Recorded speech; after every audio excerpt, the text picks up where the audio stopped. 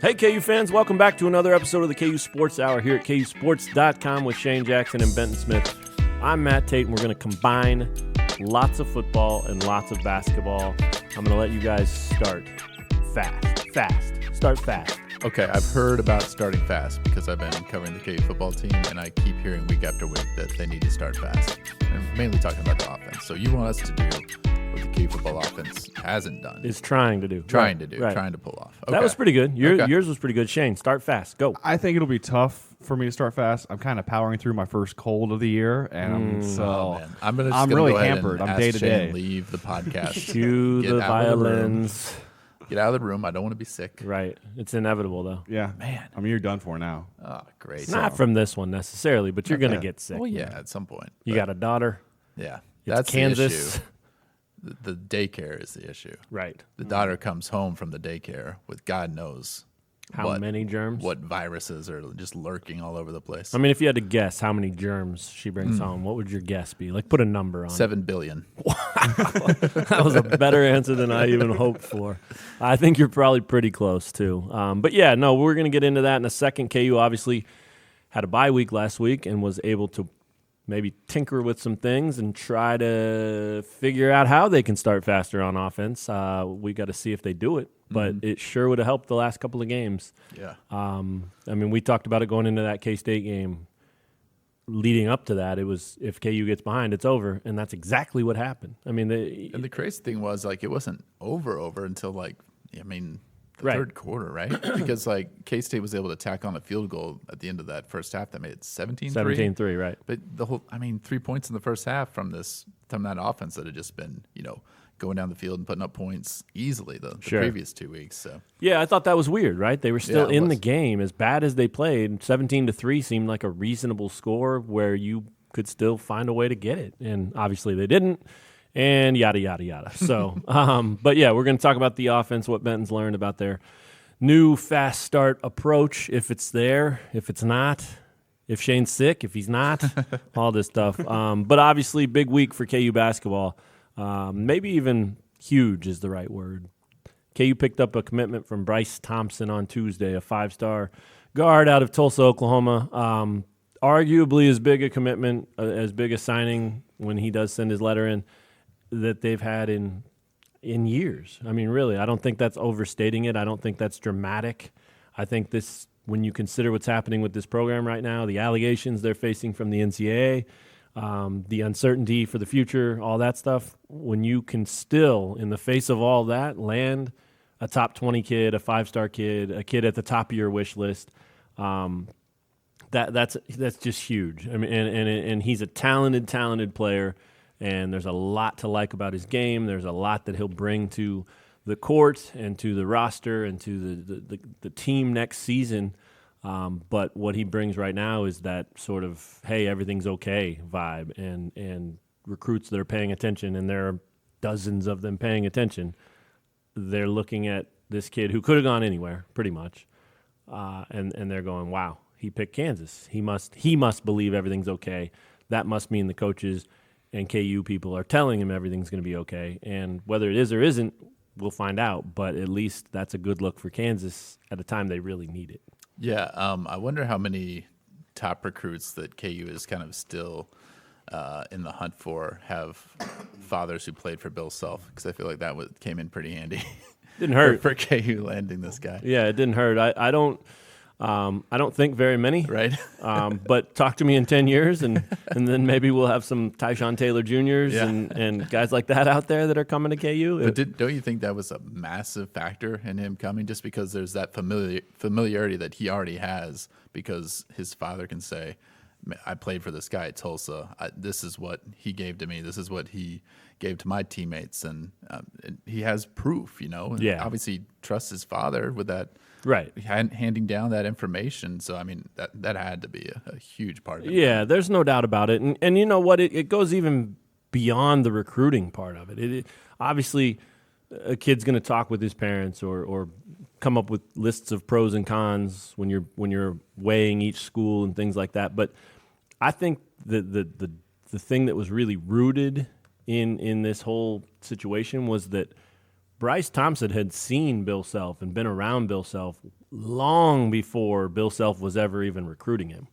And he was able to see the relationship that his father had with his former coach and how all these years later they're still close. And, you know, that whole line about family, right? I mean, that's such an important part of every recruiting pitch in all sports at every school. Does ever a recruiting story post without some recruit saying, well, I just felt like family when I was there. It felt like family. Never. Like that's 98% of like the recruiting stories that you write or read have that somewhere in there. Yeah, and that makes sense to some degree, but it's also overkill. You know. So for Bryce in this situation, he gets to experience a deal where he actually has seen that. You know, like he's 10 years old, he's 12 years old, well before anyone knows if he can dribble with his left hand or if he's going to be a top 20 type of kid. Bill Self's in touch with his dad. Bill Self's still close with his father. They're still connected as you know, for lack of a better word, friends. And so when that is the foundation of your recruitment, you know, it's really hard for anybody to beat that out. And look, North Carolina had a similar thing. Roy Williams' assistant, Steve Robinson, huge. I mean, he was at Tulsa and he coached Rod Thompson as well. I mean, there are things there that could have gone Carolina's way. The thing about Carolina was they fill up their class. I mean, they would have taken him, and they would have had room for sure. And Carolina obviously made his Final Four, but they picked up a commitment maybe 3 weeks ago, something like that, from a guy who plays the same position. And Carolina's got the number 2 ranked class in the country right now. So once that went down, it did make it very much look like this was going to be Kansas against the 2 Oklahoma schools. And I think that's what it came down to.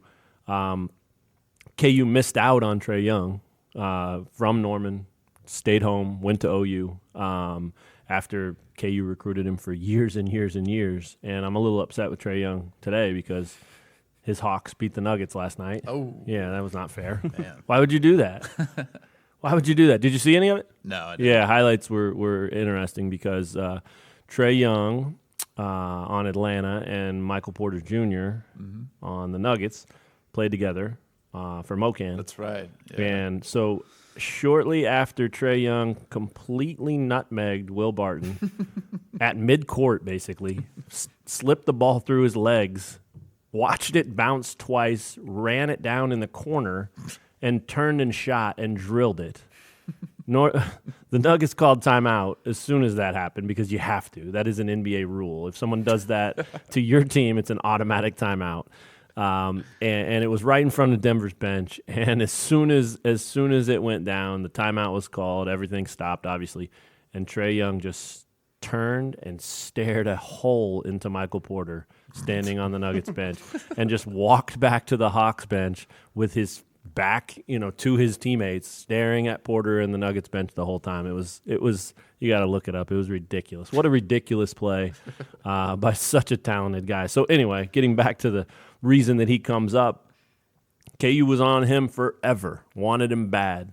Had every opportunity to make their pitch just like they have with Bryce Thompson, and had a really nice situation to kind of show Trae Young, hey, you can follow Frank Mason, and this can be your show here too, and blah, blah, blah. And he elected to stay at OU, obviously, and had 1 year and then was a lottery pick. So not a bad decision. But this one sort of takes the sting off of that a little bit. This would have been another Oklahoma guy picking an Oklahoma school over Kansas if that had gone that way. It didn't, and KU lands him, and it's just so big for their roster, for their lineup, for all the questions surrounding the program. I mean, there's just so many reasons that this is such a big pickup. Shane, have you learned much about Bryce Thompson in the last 2 days? Really, just reading your story like 5 minutes ago. No, other than that Atlanta Hawks story I told you. No, what's really interesting is based off the way KU fans reacted on message boards and Twitter over the last, I guess, month or so, there was an alarming concern about recruiting, and that is interesting because it basically changes now. Like that, I guess, mindset changes now. And I know he's in a few different stories. He's commented on Bryce Thompson. That is, he's commented on the recruiting stuff, Institute allegations, and all of that. And so that was really the only con for this whole situation. Sure. And so I think that in that sense, I think it's what you were alluding to earlier. it's a big get for KU. And I think you even quote tweeted it yesterday. Oklahoma State coach Mike Boynton tweeting out instantly after. Just speaks volumes to, I think, maybe this kid's character. And I think in a lot of ways, it's a huge get for KU. And Boynton's. Yeah. That was the coolest tweet I've maybe ever seen. I mean, within, and they can't talk about recruits individually. I love that. Love that wrinkle to it. Right. You can't just say the kid's name. Right. Like, here we go. Here we go with some more awesome NCAA rules. Like, there are so many ways around it, whether it's neat deal, God help us all, or you can flat out mention everything about the kid and his family in a tweet, but you don't say his name, so it's all good. Look, in this instance, it was good, right? It was a cool thing that he did, but yeah, I mean, maybe while you're changing all these other major rules at the NCAA level, maybe tweak that one too. I mean, within reason anyway. There are some tweaks. I mean, he certainly should be able to say, "Hey, Bryce, good luck. You're a great young man. You're a great family, and I enjoyed recruiting you." Does that give Oklahoma State an advantage? Him, he could have said, "Oh, I was talking about Bryce Tornaden." Bryce Tornaden, Bryce Drew, Bryce. Anybody? Any others? There's got to be some more. Man, I'm Bryce out. Harper. Bryce Harper. Really nice young man. Big one, yeah. Go Nationals. Win that thing without Bryce Harper. Make him feel like a total loser. But yeah, no. Anyway, I thought that was awesome too. I think that was a really cool thing. And look, I mean, if Kansas had not gotten Bryce Thompson, they would have moved on to their next player, which in this case is, KK Robinson's the next guy on their list that they really want to get, and they're definitely still in the mix for. So all of a sudden, KK Robinson would have become a much, much more important piece, a bigger priority. But the point is, that's still a top 100 type of kid. That's still a highly ranked, a very impressive talent that KU would have been able to move on from almost seamlessly. I mean, okay, we didn't get him, moving on, right? I mean, it's how it goes in recruiting, and no one knows that better than Bill Self. But for Oklahoma State, Bryce Thompson would have been an amazing pickup. I mean, a program-changing type of pickup, a 5-star kid from your home state. You are able to land him, So it would have been very easy for Mike Boynton to be really pissed off, and not at the kid, but just at the circumstances. Like, man, we were this close on a 5-star kid in our own state, and we couldn't get him. I hate life. I mean, he could have just been so miserable. Instead, he shows his character, and he shows, look, this is who I am, and I'm happy for the kid. And, that kind of stuff's really cool. And I do think you're right, Shane. I think it does show a lot about both sides, both Boynton and the Thompson family and Bryce himself and all that. So, it's a big time pickup for Kansas. He's got major potential. I think he's a top 20 kid. I think a lot of people automatically assume that 5-star guys and top 20 type players are going to be one and dones. That's the way the world works these days. I don't think he is. I think he's probably a 2-year guy, if not longer. All of it depends on how he develops and produces and all that stuff, of course. But from what I've been able to gather, it doesn't sound like, he's the typical 5-star kid who's just like, well, I have to go to college, so I'm going to go make my stop, and then I'm going to move on. I mean, I think he wants to become the best player he can become, and I think that's a big reason that he came to play for Bill Self, because he knows what he can do and how he can help develop him.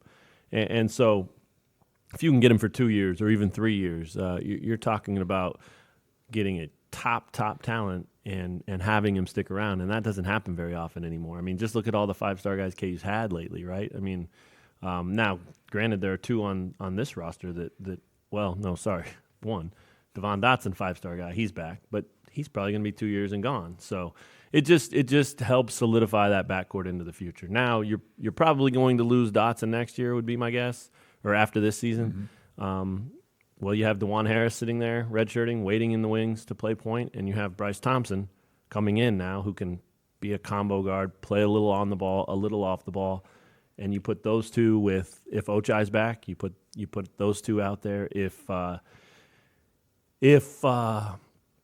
Marcus Garrett obviously will be back, so you automatically have those guys, even if Ochai leaves, and it just solidifies your backcourt so much for the next year, 2 years, whatever it is. So it's huge for basketball reasons and beyond. So he's not considered just a shooter or just an off-the-ball wing. Right. People really seem to like him as a potential ball handler too, right? And that's what. Is that why his stock kind of has gone up? You think? Because he wasn't initially a 5-star. He wasn't a guy who's just like 5-star since he was a freshman or anything like that. Right? No, not at all. People are starting to like respect his game more and more the more they see him. He's had a great last year. Yeah. I don't think that most people thought he'd even be a top 50 guy. Mm-hmm. When he was freshman, sophomore year, but his summer year, obviously he had a good high school year last year as a junior.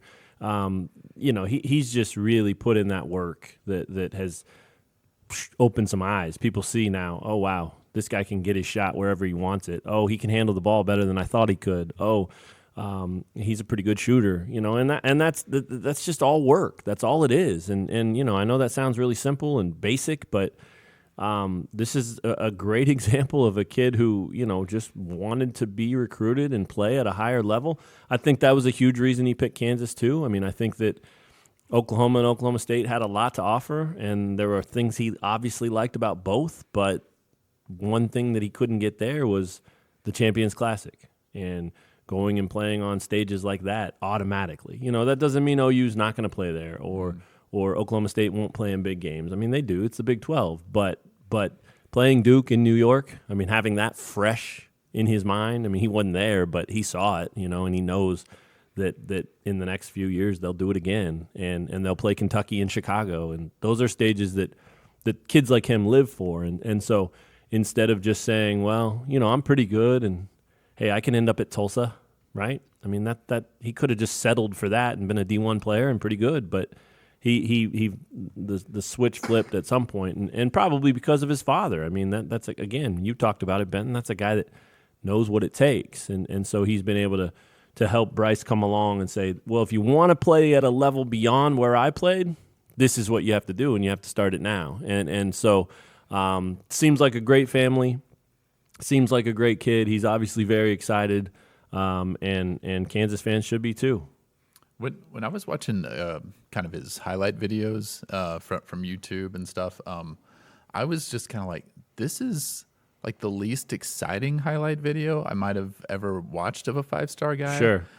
So that's what kind of blew me away about him, is like, this is how like solid he is as an all-around player. Right. Like, I mean, there's no flash to him really. Right. He's got a high arcing shot that he's able to get off in multiple positions on the floor or multiple spots on the floor. And I mean, he had some transition passes that looked like he had good court vision. Very much. But those were like the two most impressive things. Everything else was just like, this is a solid basketball play. This is a solid basketball play. Right. Yeah, I agree. I mean, I don't think he's not going to jump off the page at you as this phenomenal athlete or anything like this. Again, he's talented and he's a good athlete, obviously, but I think if there's one area that he really needs to work on between then and now, or now and when he arrives, is just quickness. I mean, the quicker he can get, the better he'll be here, because he's already got the skills, he's already got the handles, he's already got the vision, like you talked about. And if you can add some quickness and explosiveness to that, then you're talking about a guy that probably looks a little bit like Devontae Graham. I don't think he's there yet by any means. Mm. And I don't know where Devontae was as a freshman compared to Bryce Thompson as a freshman or whatever. That's so hard to do, because what do you remember about Devontae Graham? You remember his stellar senior year, and if you remember anything beyond that, it's probably his solid junior year. I know he played as a freshman, and I know he had a pretty big role as a sophomore, but those things are so long ago that you don't think that. And I don't know that Bryce can get to that level, But becoming quicker and more explosive certainly would help him get to that level, because, as you mentioned, all the recruiting analysts, they break down his game. This is a kid that can score at all three levels. He can get to the rim on his own and get his shot. He can shoot mid-range jumpers, and he can shoot from distance too. So when you combine that with an unselfish attitude and then good vision, and then a kid who's willing to work and play the kind of defense that Bill Self demands, it's a perfect fit. And that's what he sort of talked about yesterday, was how, this is a great fit for me. Well, there's no doubt that it was, and good for him for picking the place that he felt was the best fit. I mean, it would have been real easy to just say, no, I don't want to touch that I don't want to touch that NCAA stuff. I don't at all. And that sucks because I wanted to go to Kansas, but it's too risky. But obviously he talked to the coaching staff and even the administrators at KU, Jeff Long and some others, and they made him feel good enough about making this decision, which allowed him to still pick the school that he wanted to pick. And you know what? If he comes here and there's a postseason ban, well, guess what? He still gets to play 30-some games, right? And guess what? The postseason ban doesn't affect the Champions Classic, so he'll still get to play on that stage next year. And not all is lost if that's what's coming, and who knows if it is or isn't. But I think this was a kid who recognized what Kansas can do for him, regardless of the NCAA stuff, and that's not easy to do. That's a pretty tough decision, and kind of shows his maturity, I think, a little bit. Yeah, and I wonder, it's like, hasn't the NCAA kind of shown some leniency with letting people like get out of letters of intent or transferring and being able to play immediately? I would imagine. I mean, so like there is kind of an escape hatch for him if he gets here and things don't work out the way he's hoping for. Yeah, and I don't get the sense that that's even on his mind. I really don't. I think he, I think he really believes that this is the place for me. This is where I want to be, and I'm going to go there and give it 100% and see what happens and make the best of whatever my situation is. So now, that's not to say things couldn't change or I'm reading it wrong. I mean, that certainly could be the case. And you're right. Yeah, that stuff's happened before. But either way, a huge, huge pickup. As you can tell, Shane Jackson's really excited about it. He's just going on and on over there. He can't even shut up. But no, I mean, a huge pickup. Right now, KU has 3 players in this 2020 class. 4-star big man Jethro Muscadin.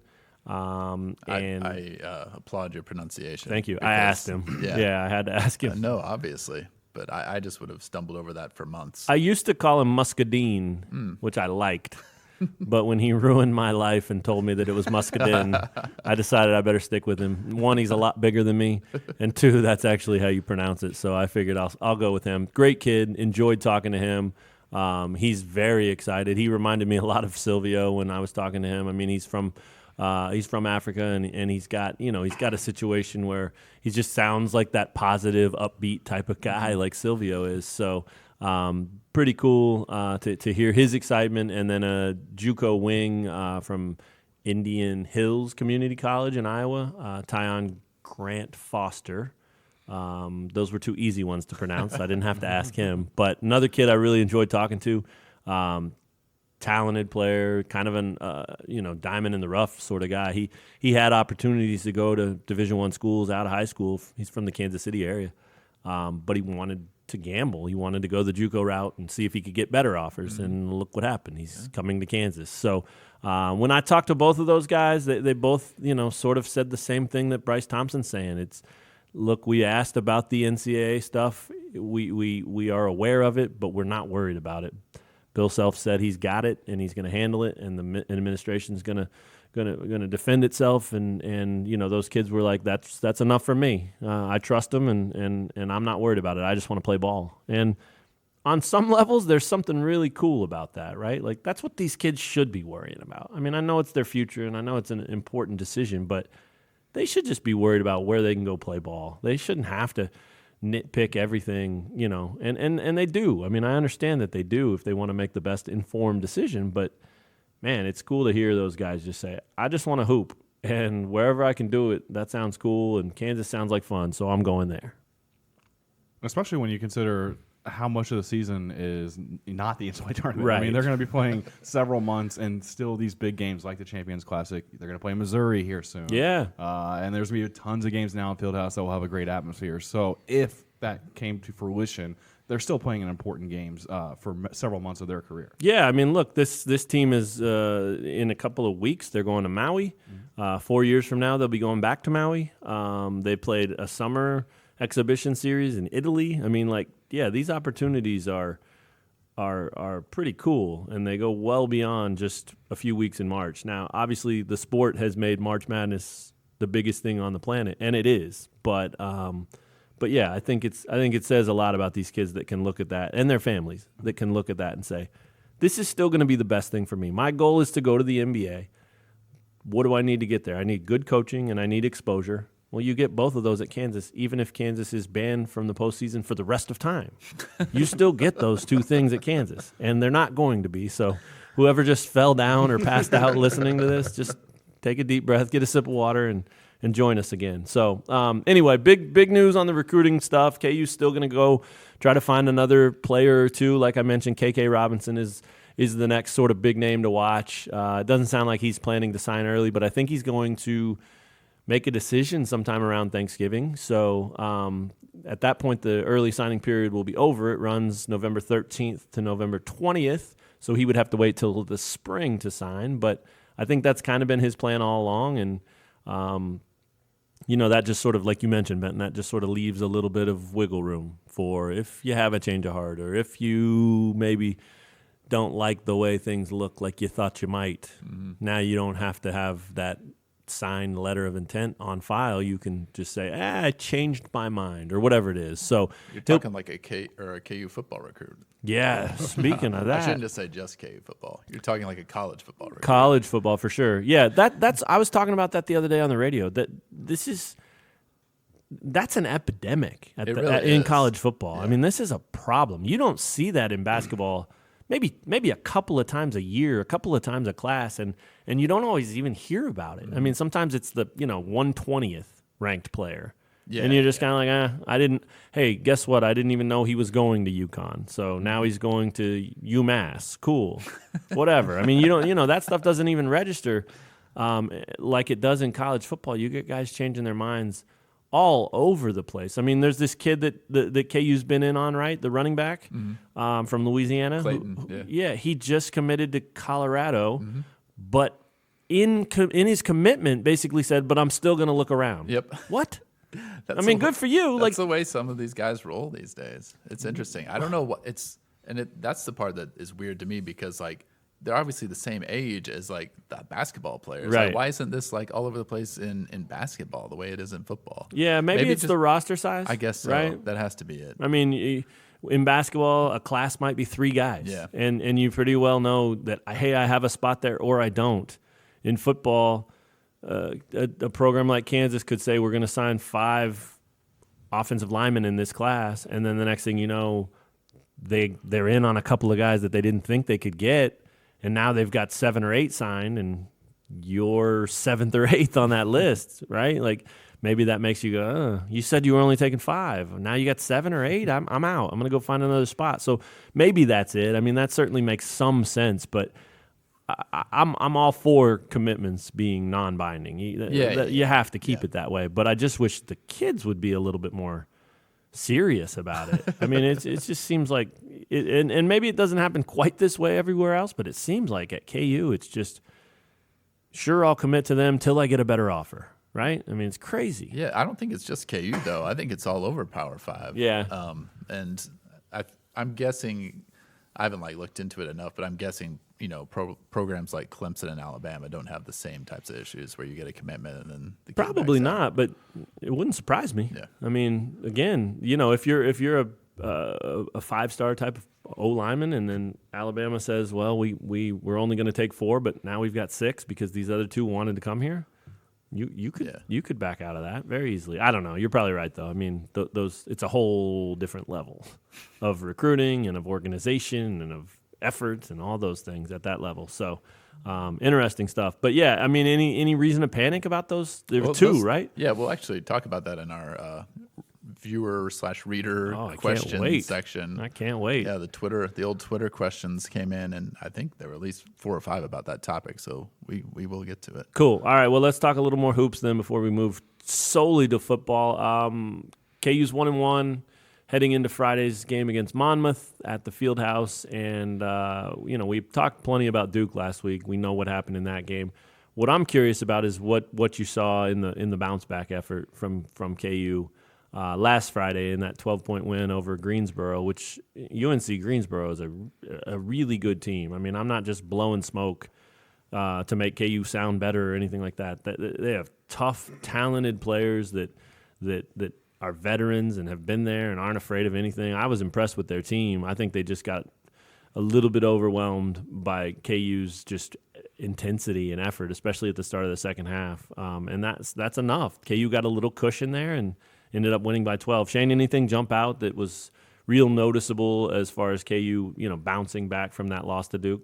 Well, as Kentucky proved last night, you can't really take any of these wins for granted. So should we just have a moment for Sam Cunliffe right here? I mean, that's true. Just give him a little love on the podcast. I mean, we posted a blog about it, and I enjoyed Sam while he was here a lot. Love that dude. Was fun to talk to.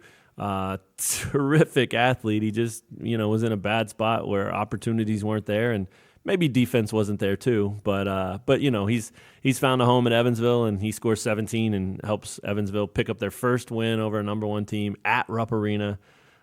Still doing his part to make KU fans happy, because we all know KU fans love when Kentucky loses. So that segment right there was the Sam Cunliffe segment, and it was brought to you by Russell Wilson. There we go. He personally signed up for that. I don't know how much money we made off of him. Russell's, not really that loaded, but he wanted a little shout out for his Seattle guy. So the Sam Cunliffe segment brought to you by Russell Wilson. Also by the Seattle Supersonics. There you go. That would have been a better move by me. Doggone it, Sean Kemp.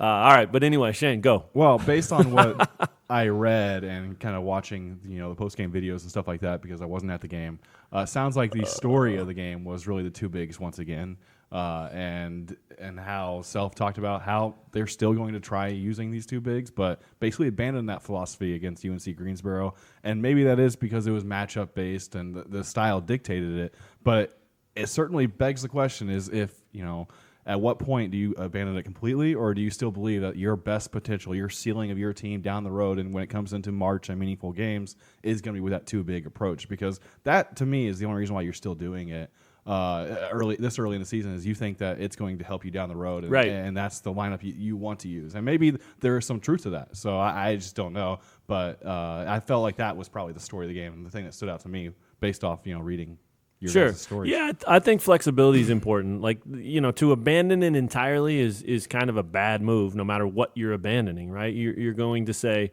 3 of our best players are big, bulky, bad dudes, and we're just going to only use one of them at a time. And we're going to say that today, and we're going to sign it in blood, and everybody else can hold us to that. So you're never going to get them to abandon it to that level, probably. But I also just don't think it's necessary. I do think they'll probably lean towards 60 to 70% of the time playing 4 guards. But I also think that you hit it on the head, Shane. I think that there is enough of a vision in Bill Self's mind that says, good golly, in March, we got these big, bad dudes that could kill people on the glass and could be a tough matchup. If we can figure out how to use 2 of them at the same time, people are going to have a hard time with us. And so I don't think he wants to give that up. And I don't blame him. I mean, if you could find a way to work those 2 guys together, whether it's Silvio and Doak or McCormick and Doak, yeah, I mean, you have some time, right? You do have some time to experiment and to try to figure out different ways to use them and stuff to run and things like that. And if they can, then that could definitely pay off down the road. But yeah, I mean, I think right now it's very clear, and I'm sure Benton agrees. Like right now, the best lineup they have is with 4 guards out there. Agreed? Yeah, absolutely. And it's just because I think we talked about this a little bit last week, but just the fit isn't quite there with the 2 bigs on right. either end of the court. So that's why they played 2 bigs for 5 minutes against UNC Greensboro and then played 1 big the rest of the game. Right. Just looking at the box score, like McCormick only played 10 minutes. Silvio only played 5 minutes and 48 seconds. At the 5. Yeah. For the most part. And both of them, were kind of non-factors, which is yeah, surprising. McCormick. Yeah, because really quiet. Yeah, you mentioned like these are 3 of your like rotation guys that you were feeling good about during the season, and now like you only have real minutes for one of them. It seems like. I don't think anybody entered the year thinking McCormick would only play 10 minutes a game, and that's not to say that's what his average will be at the end of the year. But here we are 2 games into the season, and he's barely playing, and it wasn't because of like foul trouble or anything like that, right? So it's such a long year, and there's so much time. And I think Shane is right. Like you have to, if you do think that the too big look is going to benefit you down the road, you just have to keep working with it and see if you can maximize that. And at least it's like something that you can have in your back pocket. Yeah. And potentially be, I mean, like, especially once you get deeper in the tournament, I feel like it's more likely that you'll see teams that have similar size, and it's not like you're going to get totally burned by playing two bigs. So potentially, like, once you get to Sweet 16 and you're playing Power 5 teams, you know, with rosters that are similar to you in size, then you got two bigs out there that are powerful and can really help you on the glass, like you mentioned. And but I would agree, like, most of the season, I can't imagine that's going to be the case. Right. Yeah. And I think the good news is they do have time, right? I think if it's still clunky and awkward in late December and Big 12 plays right around the corner, I think then it'll be a better time to sort of make that quote-unquote definitive decision. Like, okay, that's not us. It doesn't work. We've tried it. We're going to stick with the guards. And we have the bigs at our disposal if there ever becomes a situation where we need that to match up or we have injuries or foul trouble and we have to go back to it. They're there. But if it's not worked by December sometime, then, yeah, I think you'll see Isaiah Moss. I think you'll see Tristan Inaruna play major minutes. And I don't think that's a bad thing. I think both of those guys look good and have a lot of talent. So it'll be interesting to see Friday night when Monmouth comes to town. There is no high school football Friday night, so Shane will be there in all his glory. And you know, he'll have probably a better take than he did today. Not a bad take. I'm not going to. I thought my take was great. You did? Yeah. Okay. You know what? I think the most important aspect. You know what? The most important aspect of this 4-guard lineup and why it looks, I think, better ultimately is because this team actually has an identity when it has a 4-guard lineup. Yeah. It's going to play well on the defensive side of the ball. As we talked about last week, your 3 best defenders, perimeter defenders between Marcus Garrett, Ochai, and Devon Dotson. I mean, they're going to play. They're going to put their they're going to play really well on the defensive side of the ball, and I think they played like 35. All of them played like 35 minutes. Right. I mean that's why this lineup looks better, is because you can defend much better, and you might be one of the better defenses, not only in the conference, maybe the country. Yeah, well, and putting Garrett out there and letting him guard whoever you need him to gives you an advantage, and then putting Isaiah Moss on the floor gives you a legit 3-point shooter.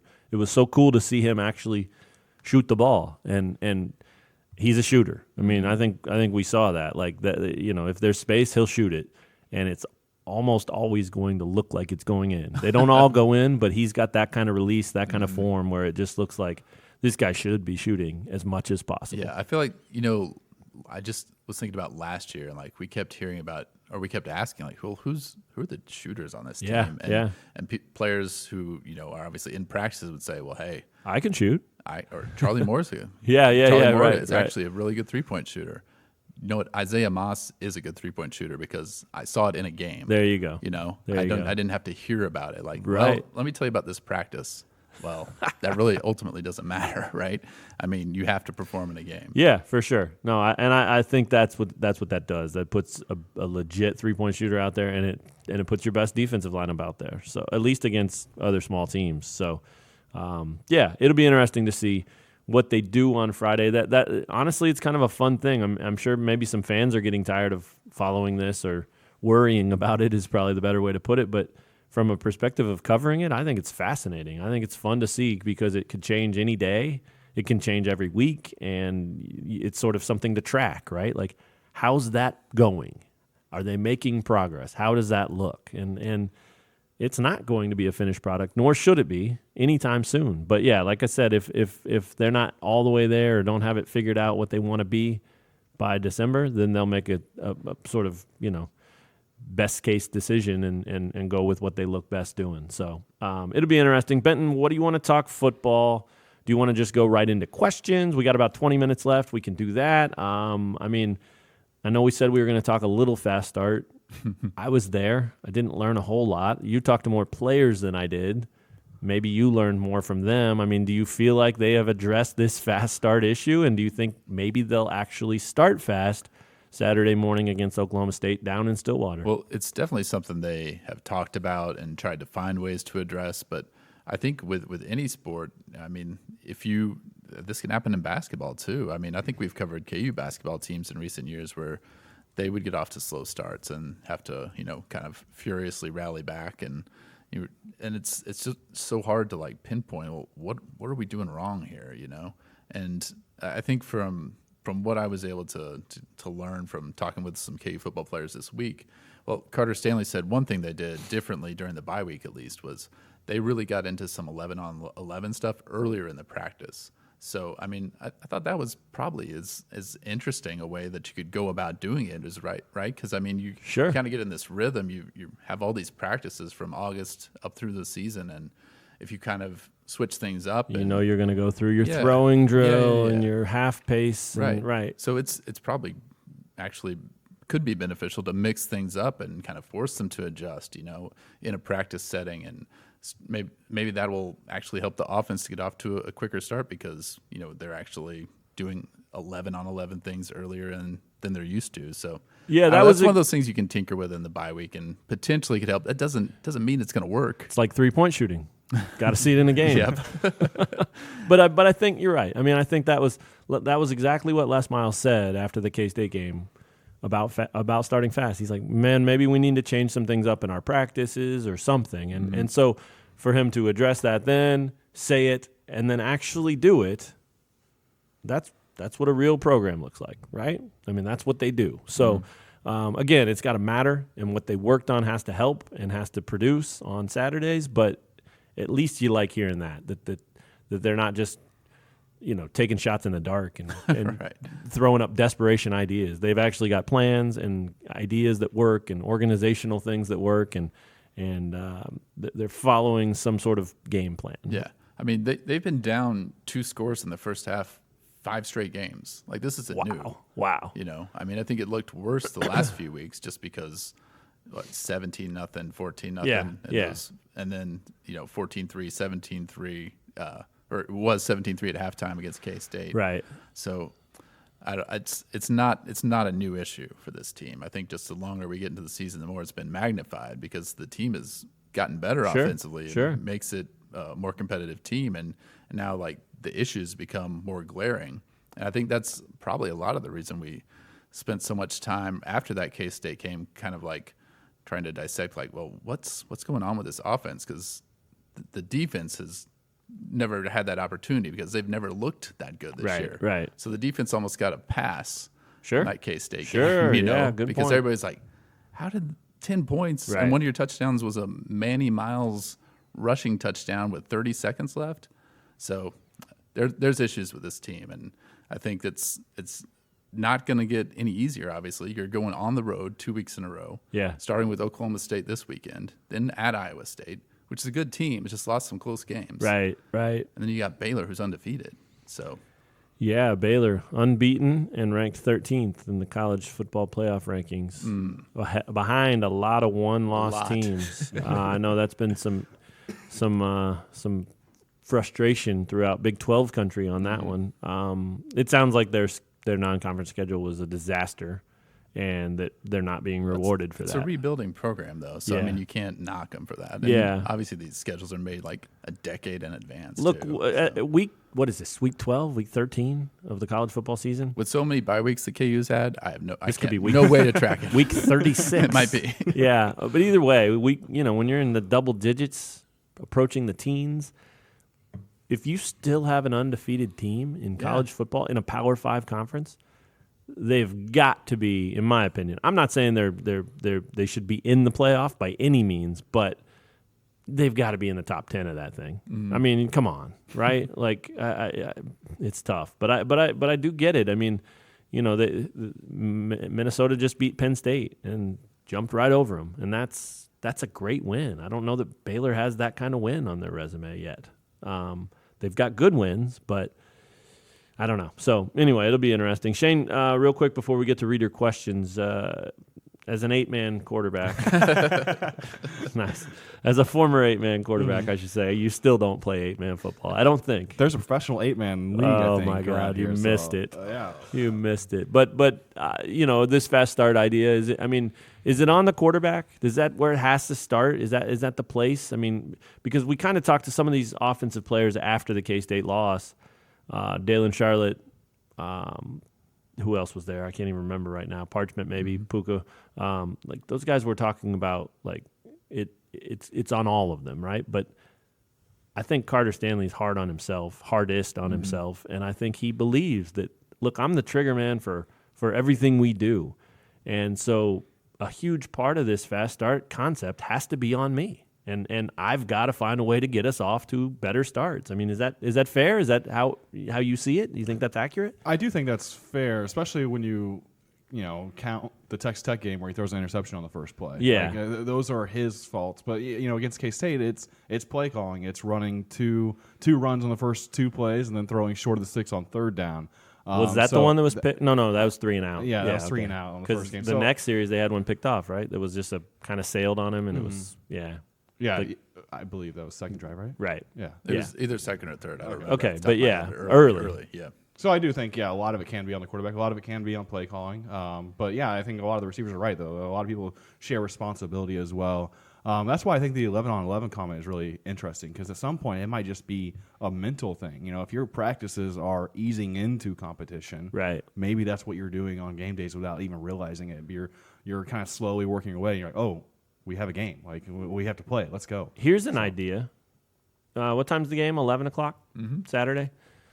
So how about you KU lets the offense sleep in, right? They go over everything the night before, walk through, game plan, all this stuff, personnel, and they let their offensive players sleep in on Saturday morning, and they set their alarms for like 10:40. Whoa. Okay, so 10:40. We're talking 20 Are they sleeping minutes. in the locker room? 20 minutes. Right. This is basically what I'm picturing. 20 minutes before kickoff is what your alarm's set for, and you know it, and you're feeling good about it. Everybody likes to sleep, I mean, so 10:40, you're feeling good. You get into that deep REM stuff. You're feeling really good about it, and at 10:30. Everybody's in their own room. Everybody's sleeping in a soundproof individual room.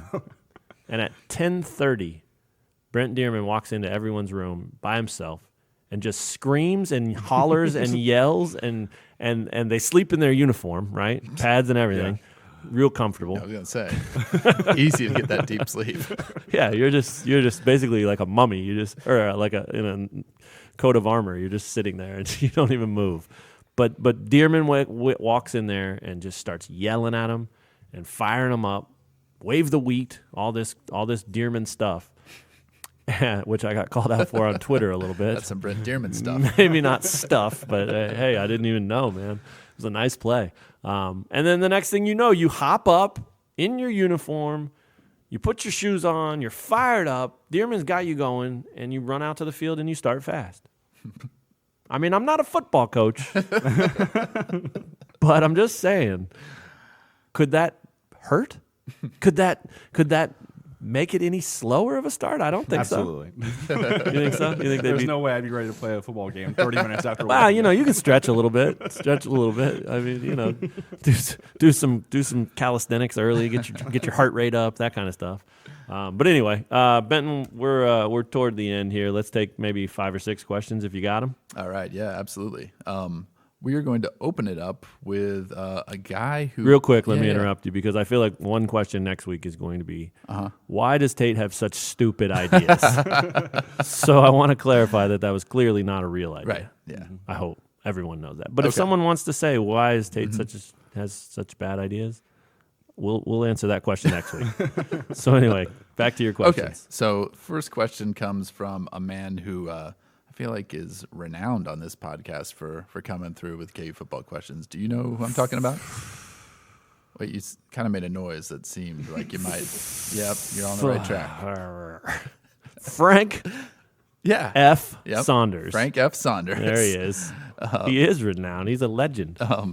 Okay, so Frank said, inept offense took DJ Elliott off the hook, but Skylar Thompson's post-game interview kind of shocked him that KU made 0 adjustments to stop the option. Seemed to be an issue. Can this defense and defensive scheme recruit itself into competing defensively in the Big 12? So I think we should start this by kind of talking about how poorly KU defended the option against K-State.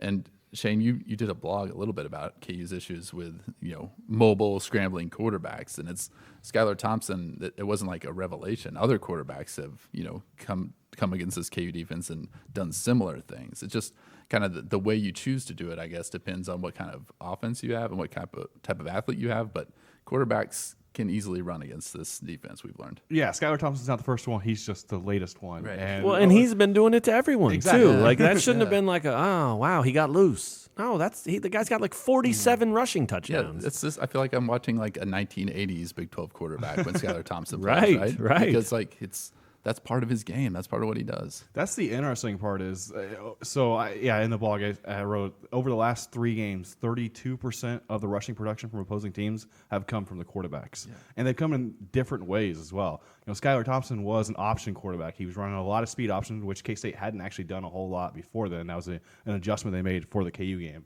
And then, Jet Duffy was doing it on third down when KU was running a 3-man rush on 3rd and long, and he was scrambling. And the broadcasters even said in the game that he can run, but he hasn't shown it much.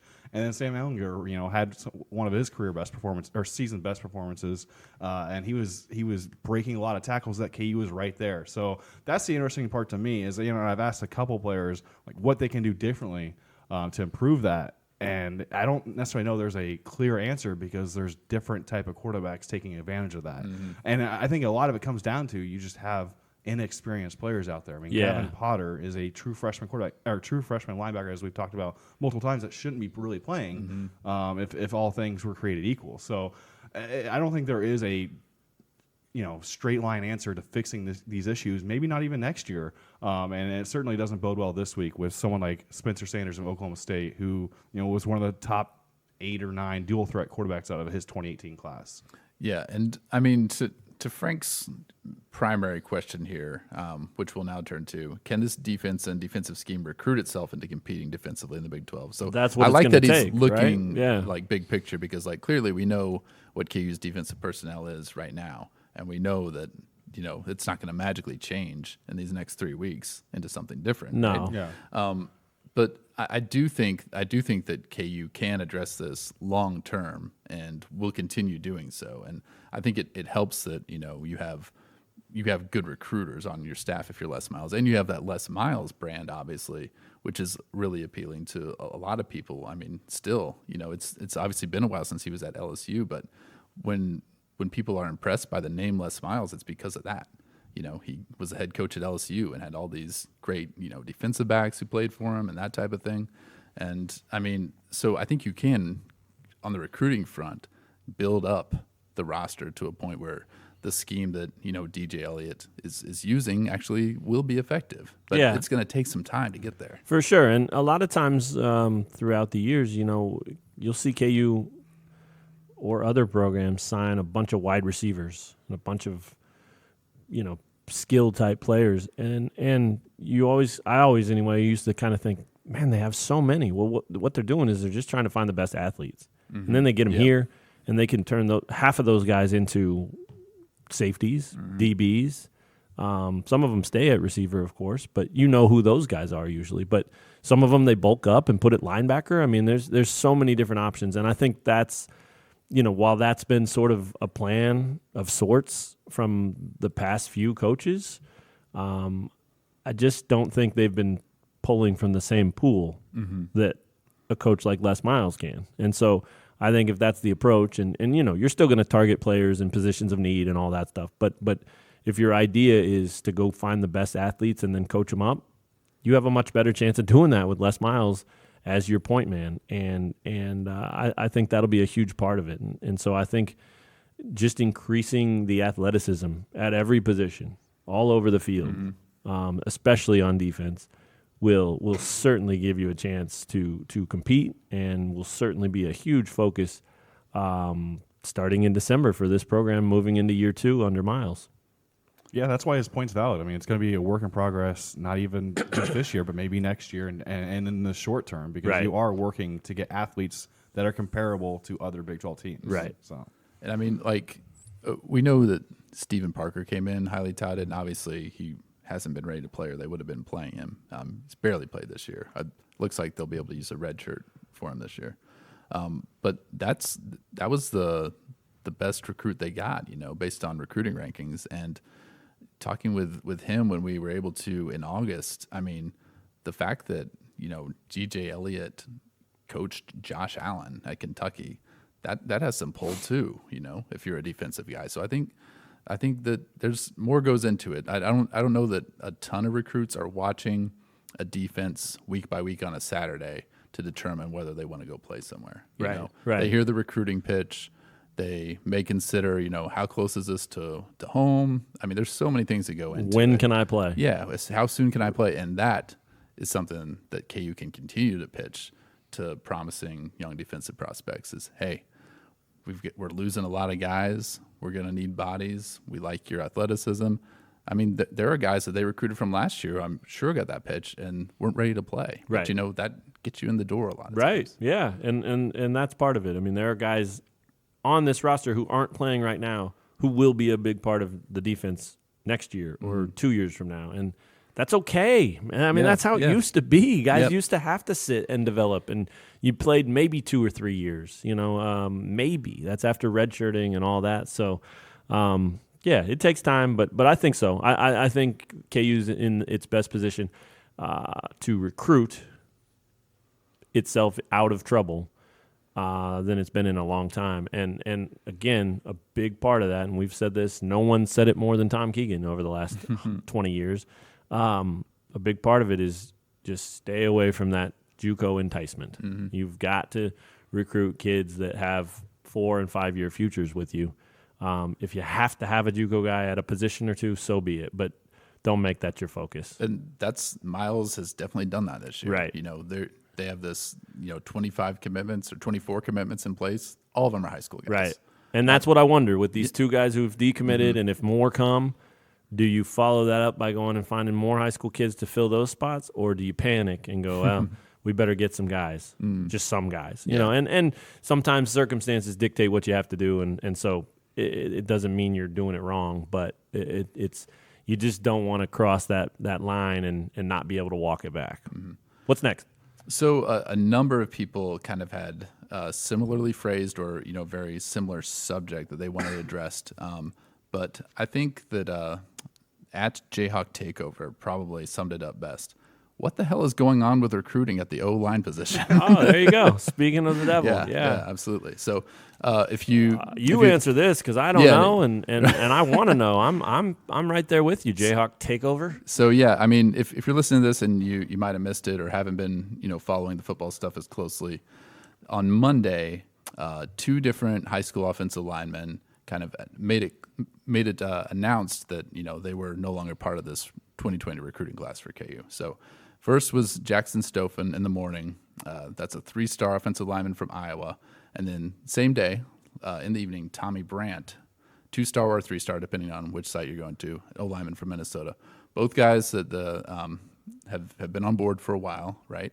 But isn't it kind of odd that they both left on the same day? Yeah. Yeah? Yeah, very. Okay. One of them especially said something of interest, right? Yes. I think you're probably talking about Jackson Stoffen. So he kind of made it clear that the coaching staff was kind of going a different direction.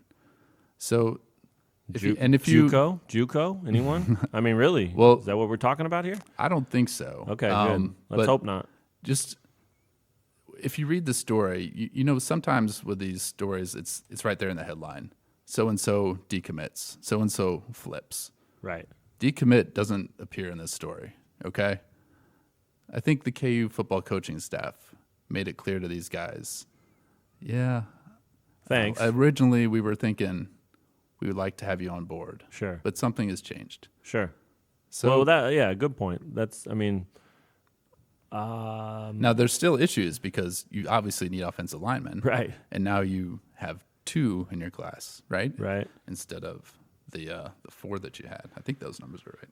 Yeah, well, it's look, for anyone that's sitting there kind of saying, well, that's not fair. You can't do that. That's crap. I mean, it seems that way, but it happens all the time. And they still have 3 O linemen. 3? In Okay. this class, yeah. So, I don't know. I mean, there's no telling, and they obviously can't talk about it. They can talk general terms, like we need to add linemen. they can say that. And hopefully they will when we get a chance. I doubt it. But hopefully they will address some of their plans for the recruiting strategy. I'm not holding my breath that we'll learn a whole lot there, though. But they obviously can't talk about individual kids and what that means. So yeah, I don't know. I mean, it seems like that's probably true. But I'll tell you what, if that is true, and as much as it may suck for these two young men who have opened up their recruitment and are no longer planning to come to Kansas, that doesn't mean it's bad news for Kansas.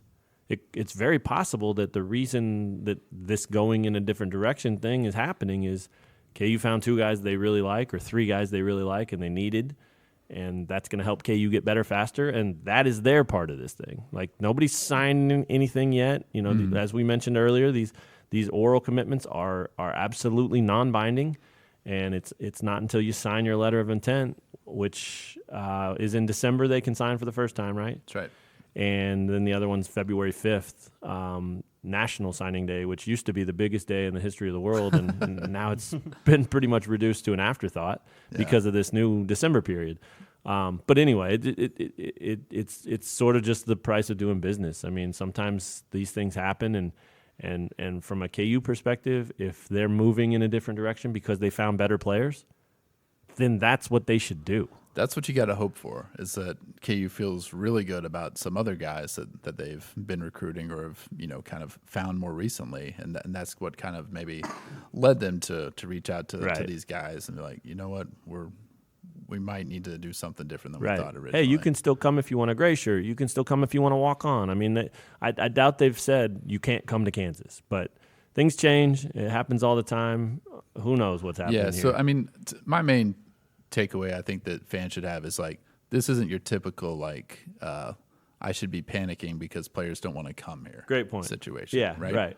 There's obviously still that, like it could be the opposite. Too many players want to come here. Right. I mean, really. Well, they over recruited clearly because they were above 25 before these couple of decommitments. Right.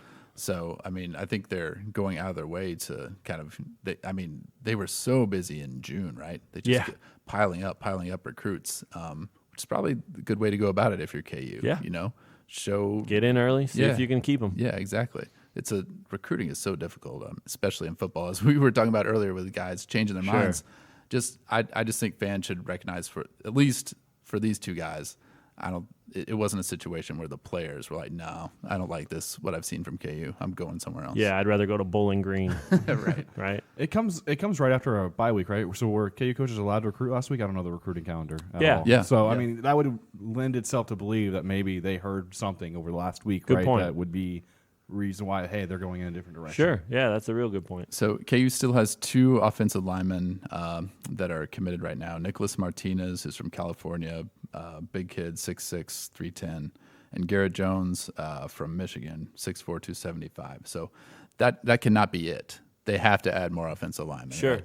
So it's going to happen, and I think we'll probably learn in the next few weeks. Maybe more will come out, but I mean, December is getting close now. You know, we're 6 weeks away, I think, from the early signing period. Right. So we're going to find out pretty quickly what KU has in mind for those O-line. Yeah, spots. and it's possible it's a JUCO player or 2. I mean, I don't want to make people think, oh God, you can't go get any, because they're going to lose a lot from their O-line and their D-line after this season. Guys that played a lot of snaps and were a big part of their team. So if you want to help, sort of rebuild those positions through one guy that has a little maturity to him and both physically and mentally, that's not the worst thing in the world. You can't miss on him, and he's got to be a good guy, a good prospect, and ideally he'd be one of those guys with 3 years still to play. But if you see a JUCO guy, don't think it's the end of the world. I just caution against that temptation of them doing that too much at every position over and over, just because look, I mean, Gavin Potter's a perfect example. This kid's tough as nails. Well, call me in 3 years when you see Gavin Potter out there making plays, and let's talk about what he looks like then physically compared to what he looks like today. That's what you're doing when you're recruiting JUCO guys. You're getting guys that have had 2 years of growth and maturity and weight room.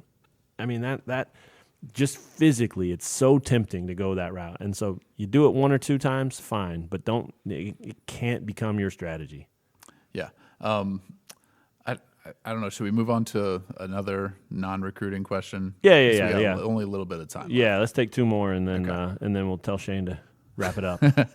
Stop with all your talking, Shane. I know. I'm sorry. Okay, so this question comes from Kyle Coffey. I feel like we hit Same Kyle people. Coffey Same pretty regularly. He's my best friend. These are the diehards. I know. These are the diehards. Speaking of your best friend, we didn't get to the basketball questions because we talked too much, but one of them was from a person. Yeah. I can't remember his name. Jeffrey Doolittle. He was my roommate in college. Oh, so this really is your best friend. Yeah. Okay. Well, apparently he asked when KU was going to move on from Marcus Garrett, and it sounds like it was an inside joke. Yeah. Would you like to say anything to him? Not to Marcus Garrett, but to your buddy. Well, it's just really, an inside joke because I was president of Marcus Garrett Fan Club long before you guys made that title for me on this podcast. And so obviously it was an inside joke, and that's not going to happen, Jeffrey Doolittle. He subscribed to the podcast a few weeks ago. I don't know if he actually listens. So, we'll find out. Yeah. And you know what? He's going to have to earn it. Yeah. Hashtag David Beatty. He's going to have to earn it on this one because we're at 105 right now. Mm-hmm. And, I could see him checking in for 20 minutes. Oh, they didn't even mention me yet. Yeah. Whatever, that's Jeffrey exactly Doolittle. How it sounds, by the way. So, if he's still listening all the way to us talking about him. Yeah. That's respect. That's a hashtag neat deal for him if he's still listening. All right, 2 more, and then we'll get out of here. Question from Kyle Coffey. Has this season been successful? If not, do they need to win one more game or be competitive in all games to have that be considered? So, Matt Tate has raised his hand. Matt Tate, go ahead. I've got a really simple answer. Abso-frickin-lutely this season has been successful. Here's why. For 10 years, KU's been fighting tooth and nail to win a game on the road. They won one this year. For 10 years, KU's been fighting tooth and nail. Last year, too. Well, right. I know that. But you know what I'm saying. It's been an issue. Yeah.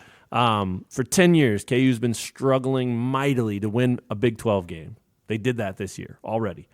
For 10 years, KU has not had any luck selling out their stadium. They did that this year.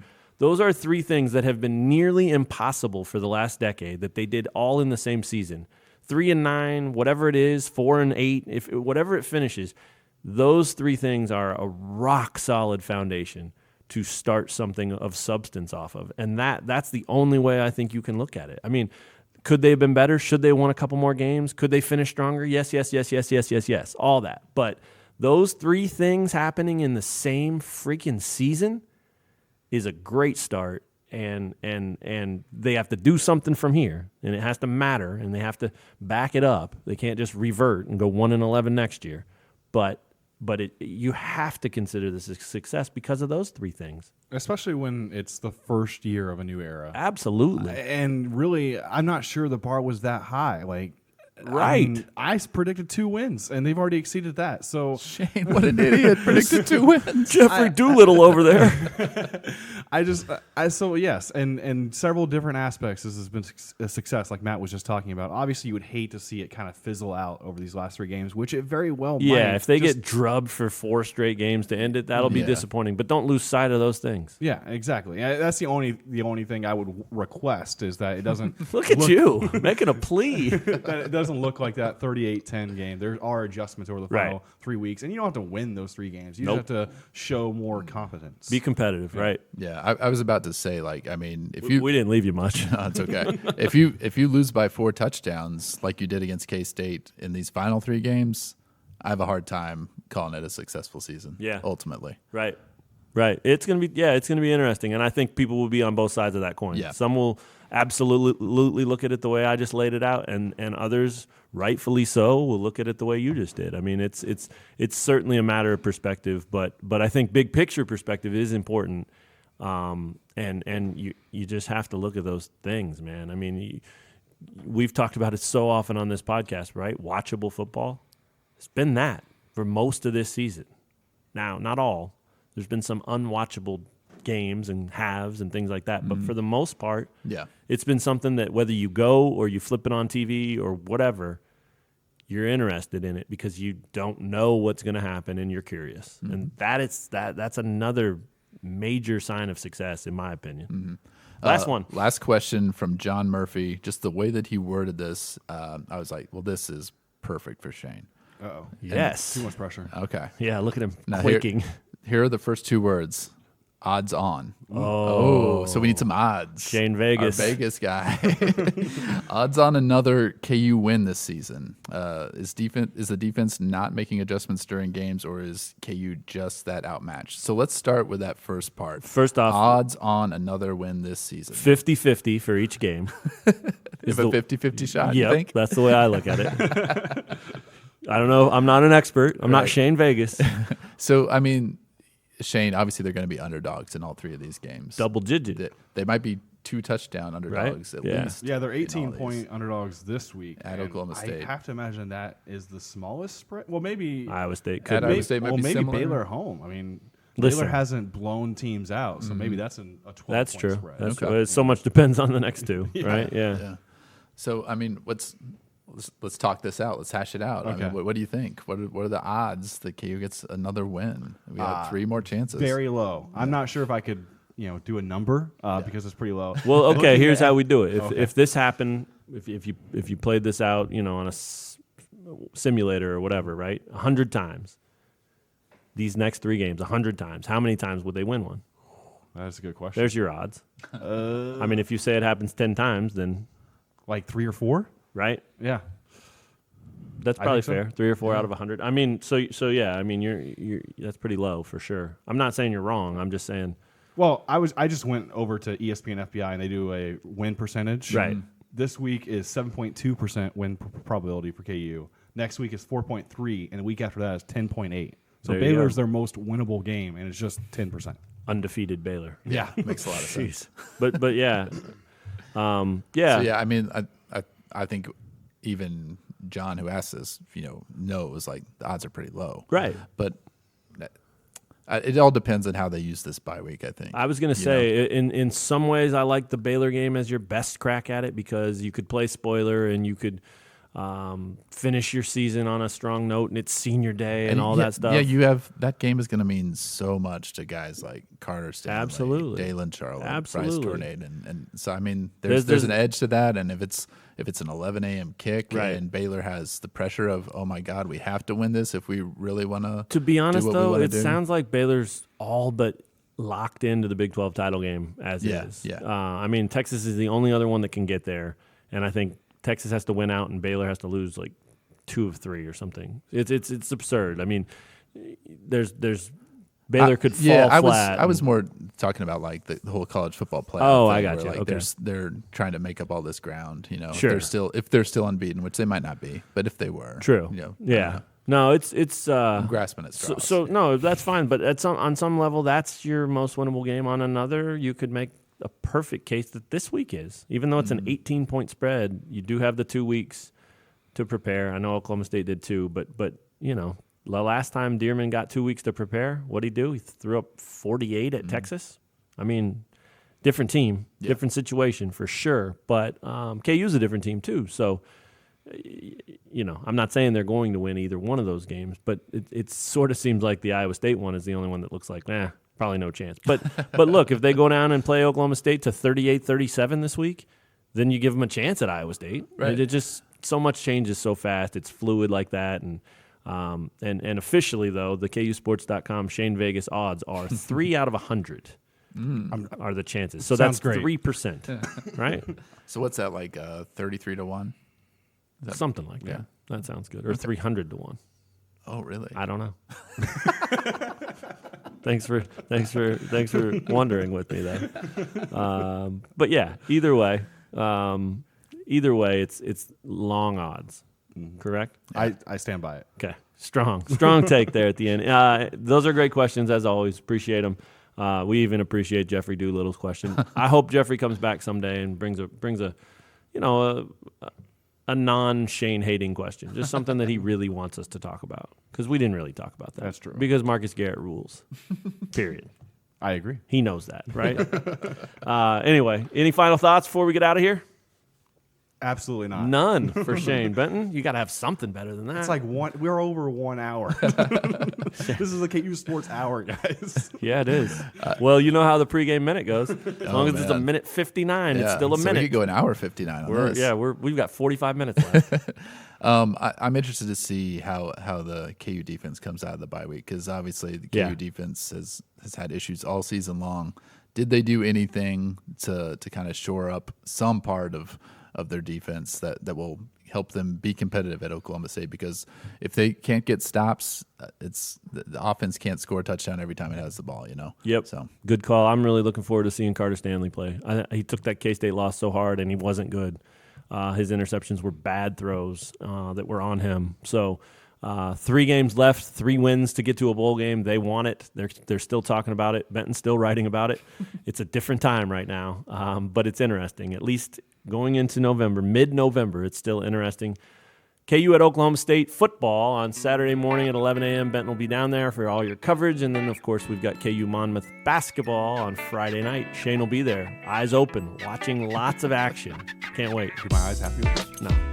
I mean, just go upstairs or something. For Shane Jackson and Benton Smith, I'm Matt Tate. Thanks for checking out the KU Sports Hour. We'll talk to you guys again real soon on another episode.